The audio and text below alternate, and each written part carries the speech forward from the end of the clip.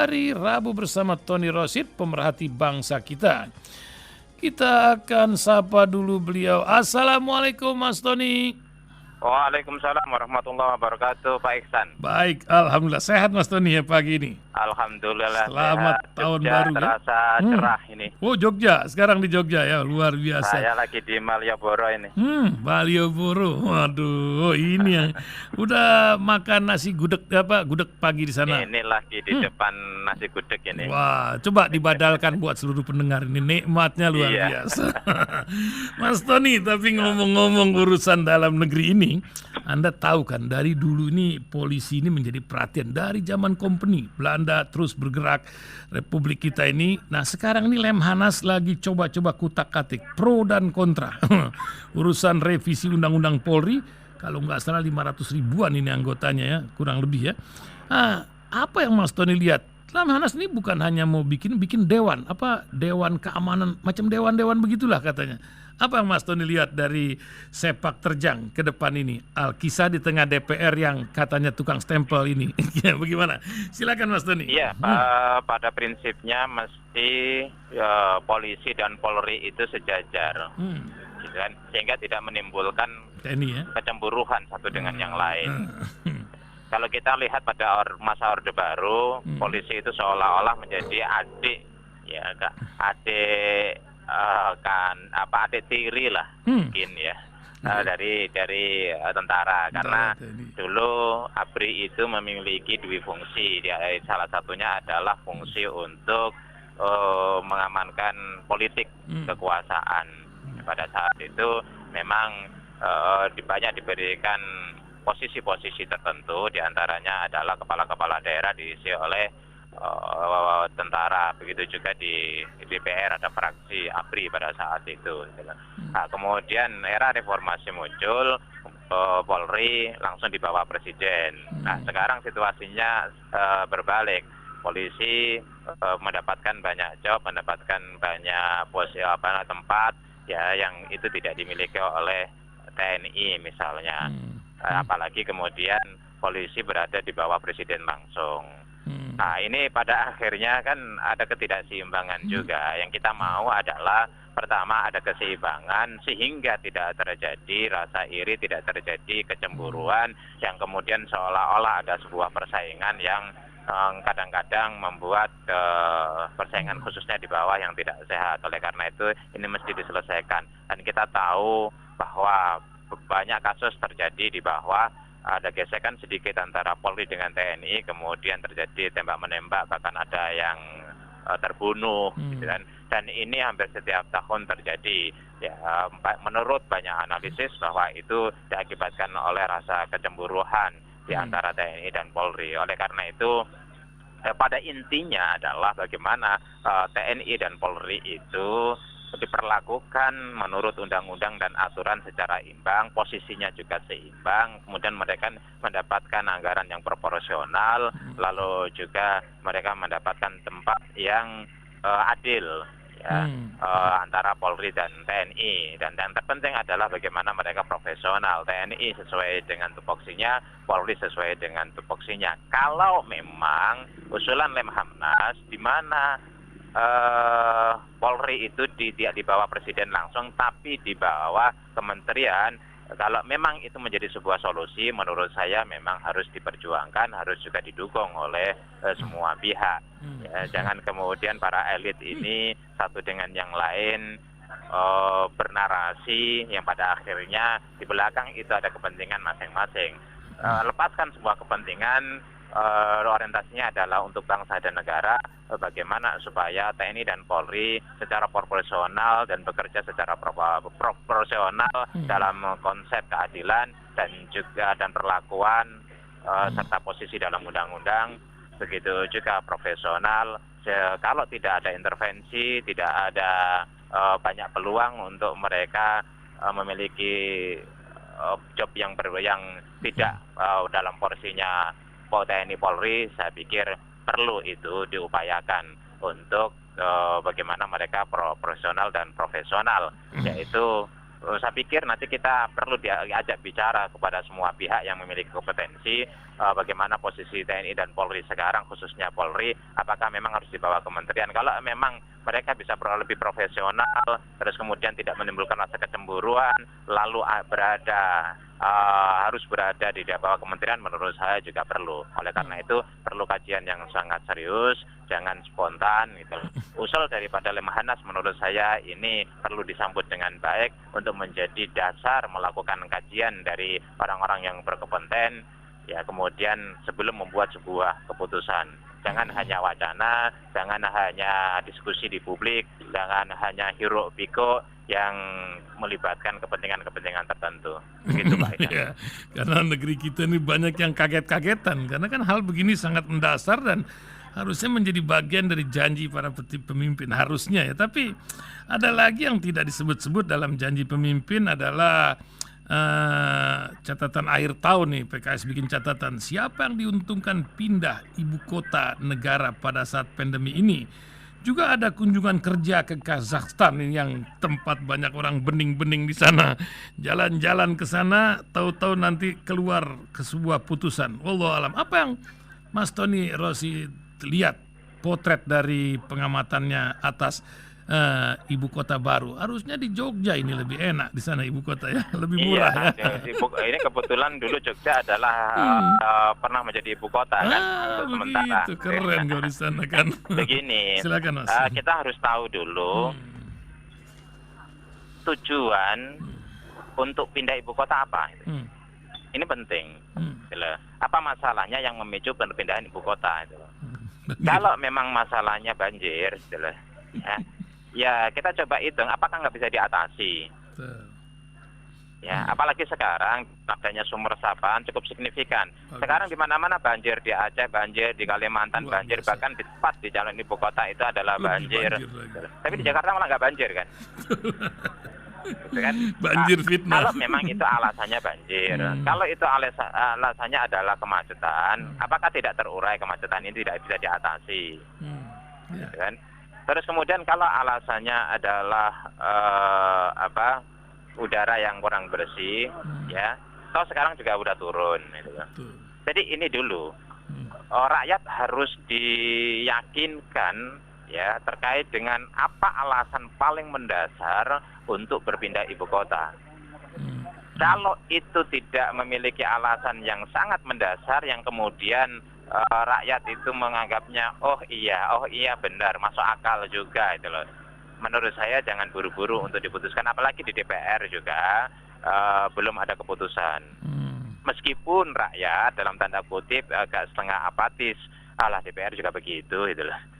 Gampang diajak ngopi selesai itu loh. Seolah-olah seperti itu, kesan itu di mata rakyat itu sangat kuat sekali. Sehingga tingkat kepercayaan rakyat kepada DPR itu betul-betul sudah sangat jatuh. Dan, ya termasuk kaitannya dengan proses perundang-undangan untuk perpindahan ibu kota baru. Inilah yang menurut saya perlu diperhatikan karena ini sudah masuk taraf memprihatinkan dalam konteks kinerja dari DPR itu sendiri. Maka kembali lagi soal pindahan ibu kota, alasannya alasan mendasarnya mesti diungkapkan kepada rakyat sehingga rakyat paham, rakyat mengerti, rakyat kemudian bisa menerima karena itu rasional. Ada data-data yang terukur. Ya sehebat apapun hoax, sehebat apapun fitnah, sehebat apapun black campaign, sehebat apapun orang menyerang, kalau data-data itu kuat, saya pikir pada akhirnya rakyat bisa nerima kok. Ini datanya. Baru yang gini. Tapi kalau kemudian rakyat di tengah ketidaktahuan tentang akurasi data itu atau kekuatan analisis dan juga alasan yang mendasar itu, lalu banjir muncul, akhirnya luar biasa isu yang berkembang di media dan medsos. Ini banjir. Kalau alasannya banjir, maka didudukkan dulu apa alasan paling mendasar kenapa pindah ibu kota dari Indonesia ke Kalimantan Timur. Sebab apa? Perpindahan ibu kota itu bukan hanya perpindahan administratif, tapi menyangkut perpindahan berbagai hal. Di situ ada orang-orang kementerian berapa banyak, ada perkantoran yang harus kemudian menganggur, terus kemudian secara historis hilang, ya.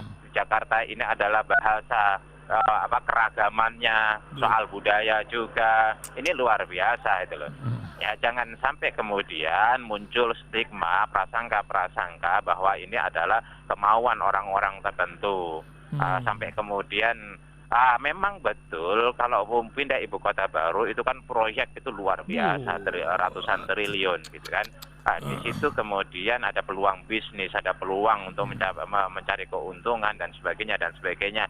Ada juga ini momen historis di mana perpindahan ibu kota akan menjadi sebuah histori, dan siapapun orang yang menjadi stakeholder dalam perpindahan ini akan mendapatkan nama besar di sepanjang sejarah. Tapi ya itu nomor sekian lah, itu efek aja lah gitu loh. Ya jangan sampai itu kemudian menjadi perbincangan publik dan menjadi objek tuduhan publik bahwa itulah sebenarnya yang menjadi tujuan perpindahan ibu kota, bukan substansi perpindahan itu. Karena itu menjadi tugas menurut saya pemerintah dan juga DPR untuk memberikan kajian-kajiannya yang lengkap, yang valid, yang akurat, yang bisa meyakinkan kepada rakyat bahwa perpindahan ini menjadi sebuah kemestian loh. Kalau dalam istilah Islam itu kan ada wajib, ada kemudian sunnah, ada kemudian mubah, ada kemudian makruh, kemudian haram. Coba ini diverifikasi melalui ini. Kira-kira perpindahan ibu kota wajib enggak? Karena alasan-alasan dengan data-data yang cukup. Kalau tidak wajib, kalau masih sunnah gitu kan, maka jangan buru-buru, apalagi konteks Indonesia ini lagi nggak punya duit gitu loh. Ya, kalau harus melibatkan banyak orang. Apalagi kalau kemudian itu mubah gitu loh. Ya, jangan sampai itu makruh dan sebagainya kan. Ya, karena bisa melihat berbagai alasan ini. Karena itu kita lihat juga Kalimantan Timur ini akan bisa merubah budaya Kalimantan Timur tidak seegaliter, tidak seplural, tidak seplural lah masyarakatnya di Jakarta. Jakarta itu kan berbagai etnis ada, semua orang ada di Jakarta secara merata gitu kan. Tapi di Kalimantan Timur kan enggak, apalagi di sana itu daerah yang cukup panas. Kita tahu ada batu bara, ada minyak, ya itu otomatis di atasnya menjadi daerah yang panas. Apalagi juga kita lihat kemarin banjir gitu kan. Selama persoalan di ibu kota masih bisa diatasi, ya saya pikir tidak perlu pindah lah. Mumpung ini pembahasan di DPR, artinya belum ada sebuah penyelesaian di pembahasan di DPR, undang-undang perpindahan ibu kota belum muncul dan sebagainya. Begitu, Pak. Yang lagi pusing ini kedutaan-kedutaan macam Australia yang segede bagong itu kedutaannya, wah pindah ini bakal jadi konsulat terbesar di dunia, kedutaan Amerika. Ya, maka kemudian mau disewakan menjadi pabrik kerupuk kan enggak kan? Ya memang luar biasa nih. Mas Tony, ini ngomong-ngomong di Yogyakarta lagi penelitian keletih apa alias keluyuran tuh, eksistensi anak muda atau apa yang terjadi di sana sebenarnya Mas Tony? Saya kebetulan ngantar anak saya di pesantren tidak jauh dari Jogja. Ya kebetulan anak-anak minta ke Jogja. Jalan-jalan. Ya sekalian jalan-jalan dan kebetulan betul saya kalau nongkrong di di Malioboro, tempat orang ramai dari berbagai penjuru Indonesia ini, saya menempatkan banyak inspirasi. Saya kalau naik angkot, naik kereta murah, terus kemudian naik andong atau naik ini, itu muncul banyak inspirasi. Makanya sekarang lagi nyari waktu untuk membuat novel. Saya bisa membuat novel itu 1 bulan selesai. Masya Allah. Urusan keletih gimana tuh? Apa novel masalah aktualisasi anak muda? Keletih itu apa tuh? Keluyuran apa gimana tuh? Banyak sekali, termasuk itu ketika saya Hongkong 1 minggu itu jadi 1 novel belum saya terbitkan gitu loh. Banyak inspirasi yang ada di sini ya. Ini pedagang kita coba, kemudian tradisi unggah-ungguhnya, terus kemudian magnet Jogja, orang begitu masuk ke sini, perputaran ekonominya. Dia modern tetapi juga tidak meninggalkan budaya klasiknya, latar belakang kerajaan yang begitu hormat kepada orang yang lebih punya status sosial dan sebagainya lah. Ini luar biasa.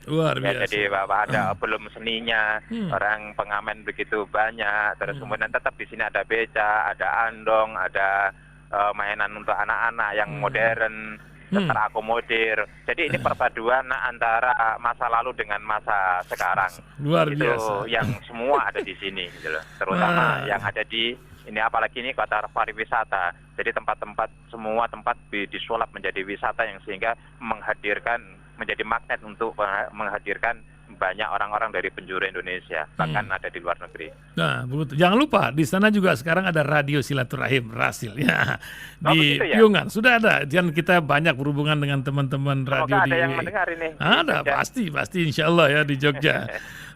Mas Tony juga kapan-kapan bikin novel tentang Jakarta yang sekarang luar biasa ini. Oh, iya. Lumayan buat oleh-oleh akhir dari gubernur yang satu ini gitu kan. Karena memang luar biasa. Betul. Jembatan Penisi bentar lagi juga diresmikan ini. Wah, nansanya nikmat sekali. Nah, dengan Gubernur Anies ini memang Jakarta menghidupkan sesuatu yang selama ini tidak mendapatkan perhatian publik. Masya Gitu Allah. kan. Ya termasuk berapa tahun itu JIS Jakarta International Stadium tidak mendapatkan perhatian, muncul sekarang. Kemudian ada Kampung Akuarium dan itu tidak terbiasa terjadi di Jakarta. Dan kemudian trotoar nggak terjadi. Terus kemudian Jaklingko memadukan moda transportasi. Jadi itu memang banyak hal-hal baru yang memberikan inspirasi.